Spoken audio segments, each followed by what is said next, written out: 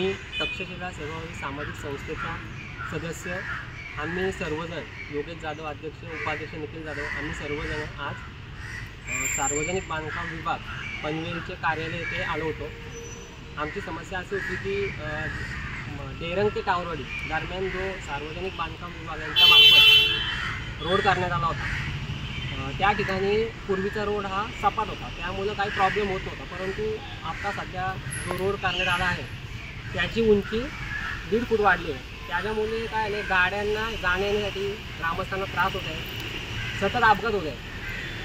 काल देखील इथं अपघात झाला एका 4 चाकी गाडीचा, त्याच्यात कोणतीही जीवितहानी झाली नाही सुदैवाने।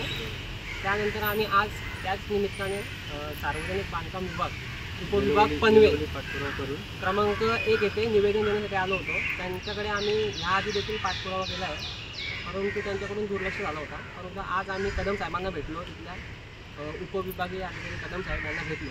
त्यांनी आम्हाला सांगितलं की येत्या 8 दिवसात मी तिथला प्रश्न सोडवतो आणि आम्हाला देखील अपेक्षा आहे की त्यांनी तो प्रश्न लवकरात लवकर सोडवावा, अन्यथा आम्हाला देखील संविधानिक मार्गाने उपोषणाला बसावे लागेल। जय भीम, नमो बुद्धाय।